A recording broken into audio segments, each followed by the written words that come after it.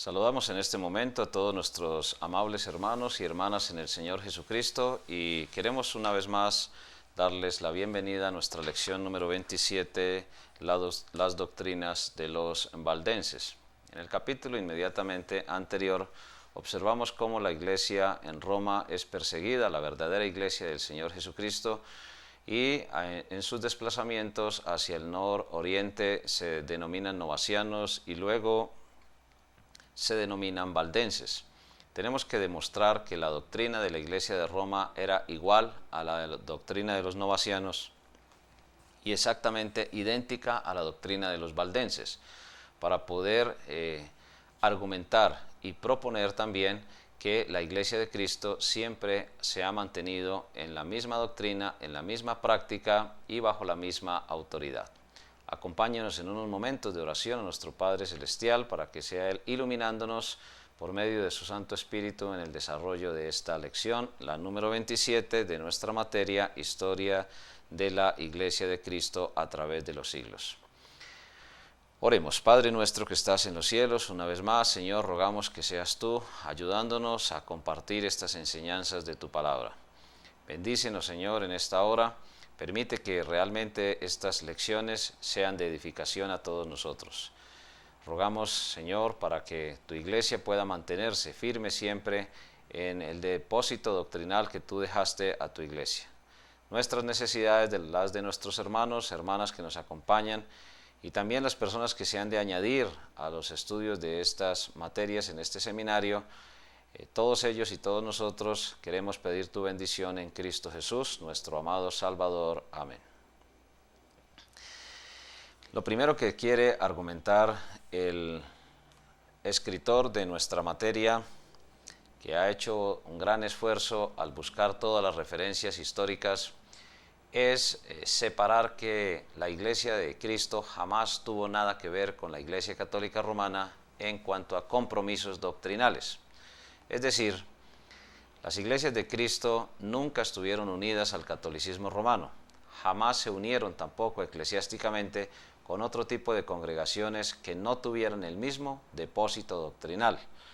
La fe, es decir, el sistema de doctrina, porque a veces la palabra fe en la Biblia se usa como un sistema de doctrina, fue dada una vez a los santos, dice el libro de Judas en el capítulo único que tiene en el verso número 3, y ese depósito doctrinal es el mismo que nosotros debemos proclamar.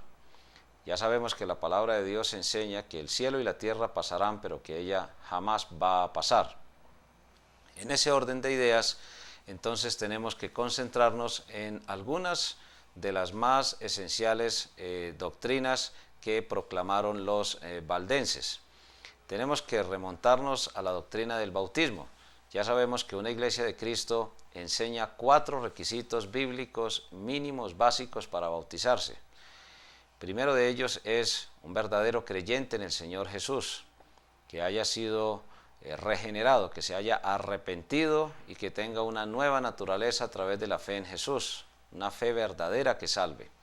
El segundo requisito es que sea por inmersión en el nombre del Padre, del Hijo y del Espíritu Santo. Tercero, como símbolo de obediencia.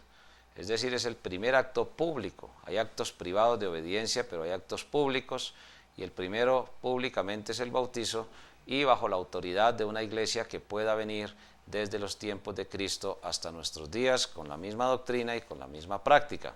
La iglesia de Cristo es la que tiene la autoridad, no el pastor o el diácono o el miembro que oficia el bautismo, porque la realidad es que es la iglesia la que bautiza. Quien oficia el acto propio ha sido autorizado también por la iglesia. Tanto el candidato ha debido ser autorizado por la iglesia, como el oficiante también ha debido ser autorizado por la iglesia, por una iglesia local del Señor Jesús. Así, con esto en mente, tenemos que ir a la introducción. La introducción habla de que los valdenses en ninguna manera fueron católicos, ni pertenecieron a ninguna otra denominación paido-bautista. La expresión paido-bautista significa bautizador de niños. ¿Por qué? Porque el término paidión es una raíz griega que significa un niño, pero un niño no plenamente preescolar, un niño de brazos, sino un niño que ya puede en cierto modo valerse por sí mismo en algunas movilizaciones propias y en algunos desarrollos propios de la infancia. Por eso jamás una iglesia de Cristo, y los valdenses fueron firmes en esto, desde que podemos remontar su historia, año 325, 425, cuando eran novacianos, hasta el siglo XI, hasta el siglo XII, es decir, por cerca de 7, 8 siglos, fueron muy firmes los valdenses en el asunto del bautismo solamente bajo los requisitos bíblicos.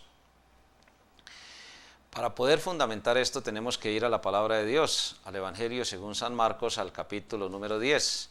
En el Evangelio según San Marcos, en el capítulo número 10, vamos a encontrar la base bíblica de por qué los valdenses nunca bautizaron niños. Marcos capítulo 10, en el verso número 13 y continuando hasta el verso número 16, dice la palabra de Dios. Y le presentaban niños para que los tocase, y los discípulos reprendían a los que los presentaban. Viéndolo Jesús se indignó y les dijo: dejad a los niños venir a mí y no se lo impidáis, porque de los tales es el reino de Dios. Ya sabemos que un niño tiene ciertas necesidades emocionales. El tacto con el niño da seguridad, sobre todo cuando es un adulto y sobre todo cuando es bien intencionado, para resumirlo de esa manera. Los niños que llevaban a Jesús para que Jesús tuviera contacto con ellos, pues era para presentarlos, y de hecho, pues Jesús aprovecharía esas oportunidades para empezar a enseñar los principios espirituales a ellos. Pero ¿qué hacen los discípulos? Los discípulos cometen uno de los errores frecuentes que se cometen con los niños. Al niño se le enseña a leer, se le enseña a escribir, al niño se le enseña a sumar, a restar, a multiplicar, a movilizarse en una ciudad, toda una cantidad de cosas que el niño necesita para poder vivir en comunidad y para que más adelante, cuando sea joven y sea adulto, pueda sobrevivir en medio de cualquier tipo de grupos humanos. Pues de esa manera también el niño necesita ser enseñado. Instruye al niño en su camino. El niño tiene un propio camino, y un elemento esencial del propio camino que tiene el niño es la relación con Dios. Y dice que aunque cuando fuere viejo no se apartará de él. La mejor época para enseñar a un niño de Dios es precisamente cuando el niño está accediendo ya a los primeros conocimientos. Y eso es lo que hace Jesús aquí. Los discípulos le reprenden y Jesús los corrige. Jesús se indigna, se disgusta. Una de las pocas ocasiones en que Jesús se disgustó es esta. Vemos, por ejemplo, que él se disgustó también cuando entró al templo y habían vuelto el lugar simplemente un comercio de animales. Los peregrinos traían sus propios animales para el sacrificio, pero los sacerdotes y los sumos sacerdotes no aceptaban cualquier clase de animal. Por eso tenían que dejar sus animales allí que traían y comprar unos nuevos animales que vendían en el templo. Eso hizo que la mercadería, el comercio que se presentara allí, cambiara pues el propósito del lugar. El lugar estaba destinado para la gloria de Dios, para representar por medio de los sacrificios el sacrificio de Cristo. Jesús se indigna, vuelca las mesas, toma un látigo, expulsa a los mercaderes y afirma que su casa es casa de oración. Esa indignación de Jesús se enfatiza con mucha frecuencia, pero esta que acabamos de leer casi no. Y casi no se enfatiza es precisamente por eso, porque ataca uno de los errores doctrinales que han sido más discutidos y que más personas ha afectado en cuanto a la persecución. Millones de personas entregaron sus vidas por la doctrina del bautismo correctamente como Jesús lo enseñó, y la entregaron sus vidas por la persecución religiosa que se presentó desde el Imperio Romano. Ya en el anterior capítulo vimos los desplazamientos desde la ciudad de Roma hacia el nororiente. Ya vimos cómo los valdenses se originaron en los novacianos. Por eso es que tenemos que citar aquí que su principal doctrina tenía que ver con el rechazo firme del bautismo de niños. ¿Y por qué lo hacían? Porque Jesús enseñó: dejad a los niños venir a mí y no se lo impidáis. El niño necesita aprender de Jesús. Hoy, lógicamente, lo hace a través de la escuela dominical, lo hace a través de la familia, lo hace a través de la palabra de Dios. Porque de los tales es el reino de Dios. Cuando un niño muere antes de nacer o después de nacer, en su condición de niño, de inocente, es cierto que está contaminado con el pecado, pero también es cierto que si llega a morir, Dios lo salva directamente, le aplica el sacrificio de Cristo, le perdona por haber nacido contaminado con el pecado sin necesidad del arrepentimiento y de la fe. Es lo que Jesús está diciendo aquí, de ellos es el reino de Dios. De cierto os digo, no lo ponga en duda, dice Jesús, que el que no reciba el reino de Dios como un niño, no entrará en él. ¿Cómo recibe el reino de Dios un niño? Cuando a un niño se le enseña que Jesús es hijo de Dios, e inclusive que Dios, siendo Dios, toma forma humana, nace en un pesebre, crece en el hogar de José, su padre adoptivo, y de María, la madre, trabaja en la carpintería de José, llega a los 30 años, empieza su ministerio personal, se bautiza como testimonio y luego muere en una cruz para resucitar, ascender e interceder por nosotros. Pues el niño sencillamente lo cree. El niño no tiene ningún tipo de argumentación para controvertir, ni tampoco está entrenado en el pecado, no está acostumbrado al pecado. Y aquí vale la pena resaltar que Jesús advierte claramente ahí mismo en Marcos capítulo número 9, en el verso número 42, cualquiera que haga tropezar a uno de estos pequeñitos que creen en mí. Es decir, entrenar al niño en el pecado es algo totalmente opuesto a la voluntad de Dios.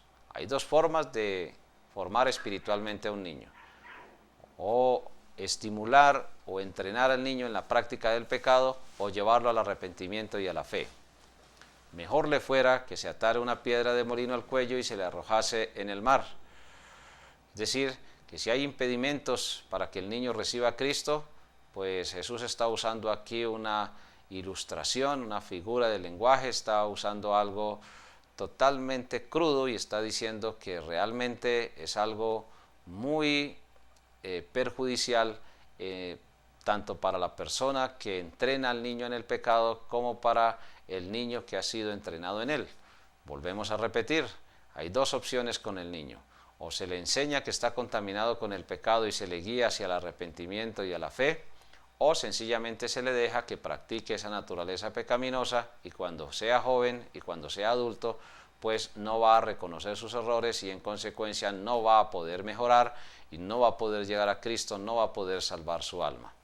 Por eso es que Jesús enfatiza claramente aquí en el texto que acabamos de leer, en Marcos capítulo 10, en el verso número 15. En el verso número 15 dice la palabra de Dios: de cierto os digo, y repetimos que Jesús está afirmando que no hay que ponerlo en duda, que el que no reciba el reino de Dios como un niño no entrará en él. Al niño, cuando se le habla del Evangelio, el niño lo cree. Y tomándolo en los brazos, poniendo las manos sobre ellos, los bendecía. No está diciendo que está aplicando la señal de la cruz, que es una práctica totalmente ajena a la palabra de Dios. Está diciendo Dios aquí es que Él los toma en los brazos, los estimula, les da afecto, pone las manos sobre ellos y los bendice, es decir, les enseña verbalmente. Bendecir viene de bien decir, y bien decir no tiene nada que ver con hacer señales de la cruz, sino bendecir, al venir de bien decir, significa que les expresaba palabras que eran de gran beneficio para sus vidas. Tenemos que observar entonces la contraparte. La contraparte doctrinal tiene que ver con la enseñanza, y lo decimos con respeto y consideración, la enseñanza desde el catolicismo romano.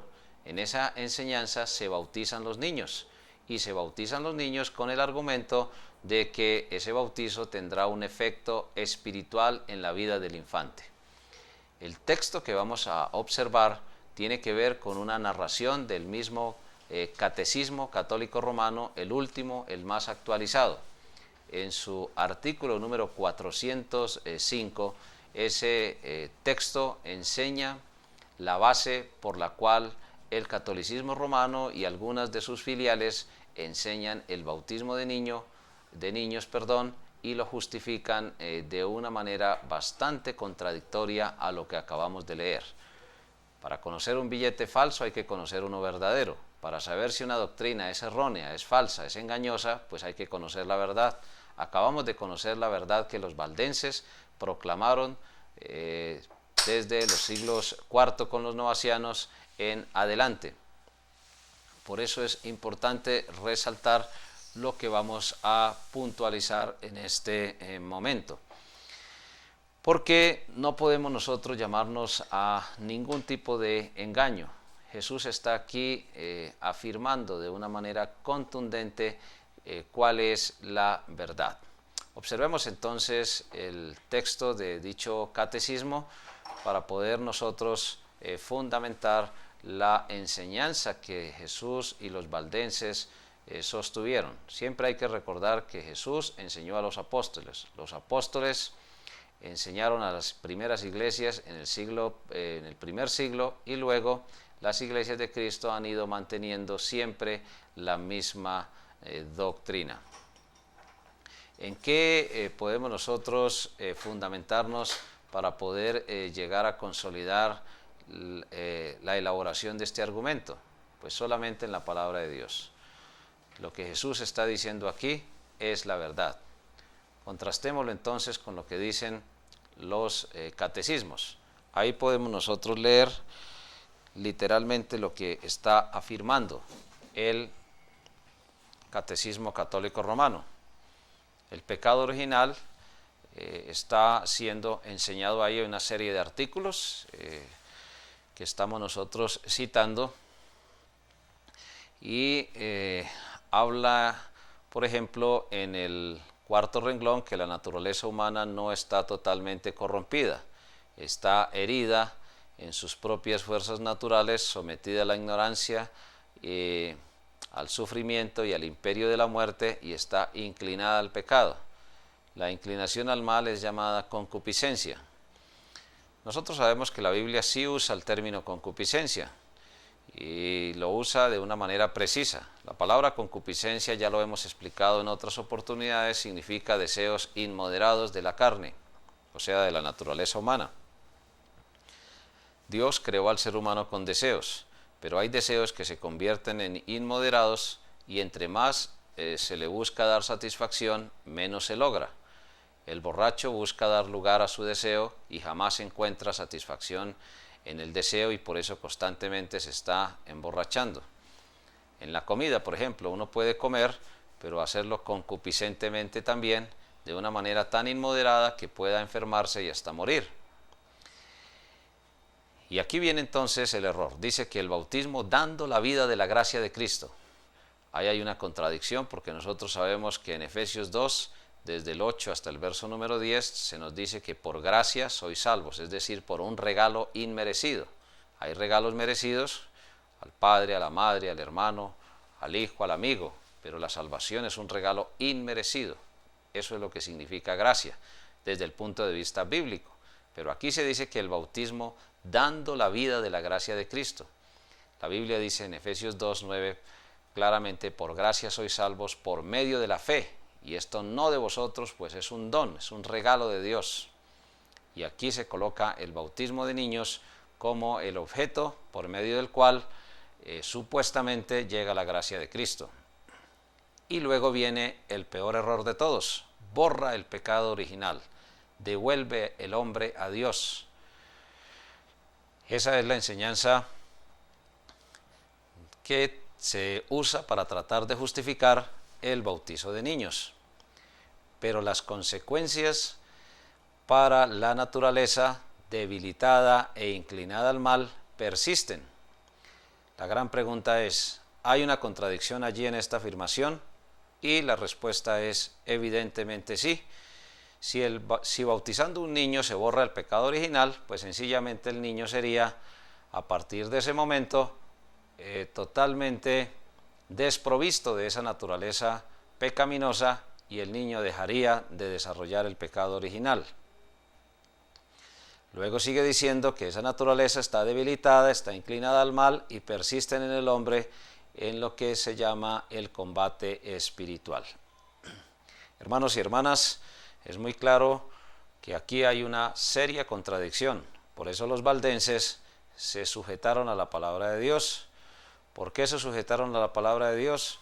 Porque ellos exigieron primero arrepentimiento y fe en el Señor Jesucristo para poder, ahora sí, bautizar a una persona. Y como un niño no tiene la capacidad plena de arrepentirse y de creer en Jesús, aunque puede ser guiado y aunque se le puede ir preparando su corazón, pues sencillamente los valdenses jamás bautizaron niños, porque esta doctrina era totalmente y sigue siendo todavía una doctrina practicada, pero totalmente ajena a la voluntad de Dios.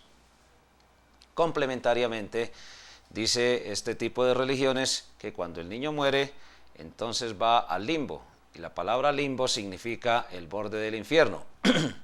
Y si significa el borde del infierno, entonces dicen ellos que el niño llega allí y se devuelve y es llevado al cielo. En ningún lugar enseña Jesús en su palabra este tipo de enseñanzas, valga la redundancia, porque Jesús todo lo contrario lo que hace es afirmar que aunque el niño nace contaminado por la naturaleza pecaminosa, si llega a morir, Dios le separa esa naturaleza pecaminosa por la obra que Jesús hizo en la cruz del Calvario. Apreciados hermanos y hermanas en el Señor Jesucristo, la palabra de Dios no puede ser más clara, no puede ser más contundente, no puede llevarnos más a la verdad que de una manera tan precisa como lo hace el Señor Jesucristo aquí en estos pasajes. Hoy, inclusive, empezando el siglo XXI, ahorita que se ha presentado un cambio en la jerarquía católica romana, ya se está cuestionando el asunto del limbo. Ya se dice que es posible que el limbo sea algo que no existe. Y se habla inclusive del infierno como un estado, se habla inclusive del cielo como un estado. Es decir, errores tras errores, y aquí claramente nosotros podemos ver que el error simplemente lo que causa es confusión y destrucción. Si Jesús jamás enseñó el limbo, pues tampoco la Iglesia de Cristo va a enseñar jamás el limbo. Si un día de estos decretan que no existe el limbo, pues simplemente lo que están es reafirmando lo que Jesús ha enseñado en su palabra. Pero el cielo sí es un lugar, el infierno también es un lugar, y el limbo y el purgatorio jamás son mencionados en la palabra de Dios. Algunos de ellos son mencionados, o se deducen mejor, de doctrinas históricas antiguas, primera, segunda de Macabeos, todas esas historias y todas esas doctrinas que ya en otras oportunidades hemos explicado. Aquí nos corresponde detallar que estos valdenses fueron muy firmes desde el principio en cuanto a la regeneración, arrepentimiento y fe. Luego, en cuanto al bautismo de personas ya que por lo menos manifestaban públicamente a Jesús como Salvador personal. Doctrinas como la salvación por gracia. Nunca un bautismo salvó a nadie. Los valdenses fueron bastante firmes en esta enseñanza, y aunque, como lo vamos a ver en el capítulo siguiente, tuvieron que enfrentar en muchas oportunidades una fiera persecución, pues definitivamente los valdenses se fundamentaron en la palabra de Dios, y cuando uno se fundamenta en la palabra de Dios, no hay temor a engaño, no hay temor a error, ni temor a confusión. Todo esto lo mencionamos porque podemos observar cómo las grandes religiones van quitando lentamente barreras para formar la gran ramera en el final de los tiempos. El ecumenismo lentamente, y cuando hablamos de ecumenismo nos estamos refiriendo a la unión de todas las religiones en una sola. Lentamente van desarrollando negociaciones, y esas negociaciones pues van llevando a que se vayan uniendo unas con otras. Los valdenses jamás se unieron con el error, jamás se unieron con congregaciones que tuvieran prácticas diversas, extrañas a la palabra de Dios o mandamientos de hombres.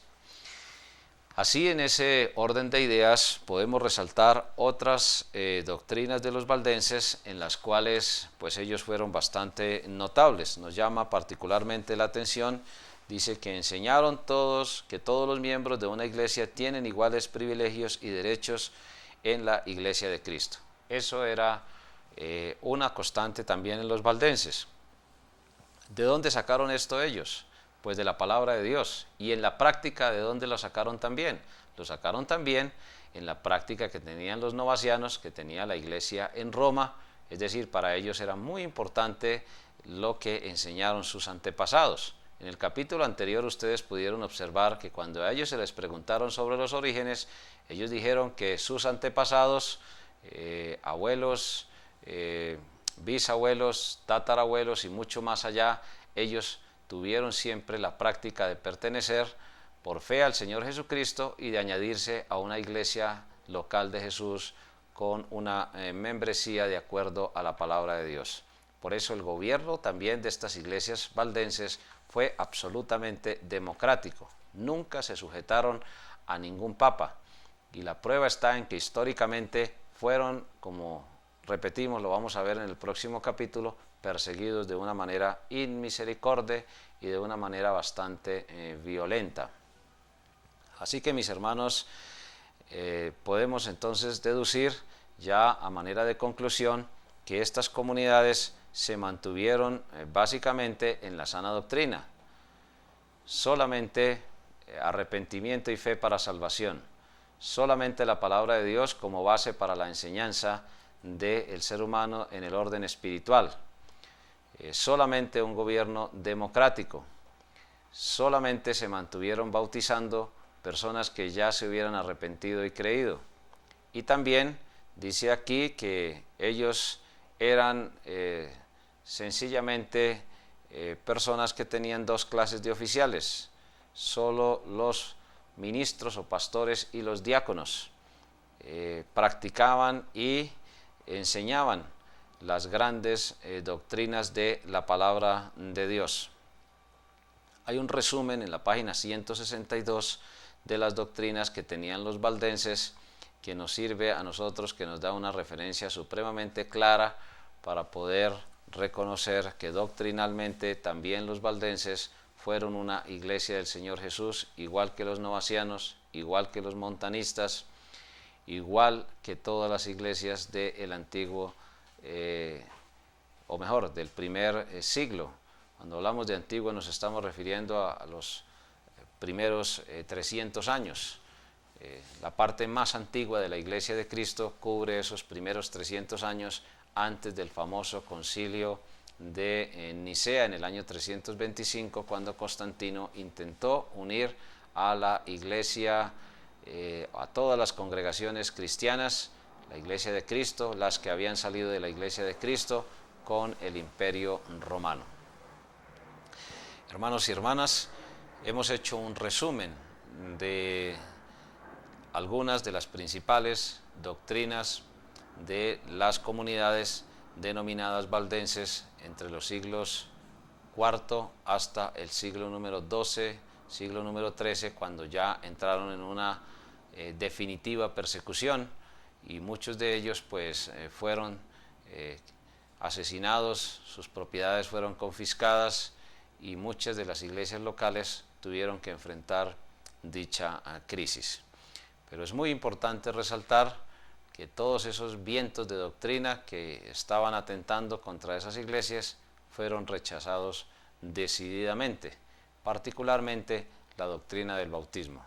Casiodoro de Reina, Cipriano de Valera, traductores por allá cerca en el siglo XVI, de las primeras versiones al castellano o a lo que conocemos como el idioma español, pues no pudieron traducir correctamente términos como bautizo o iglesia porque exponían sus vidas de una manera decidida. Transliteraron, porque bautizar siempre ha significado sumergir, y los valdenses fueron portaestandartes de la verdad, bautizando siempre por inmersión y cumpliendo lo que el Señor les había demandado.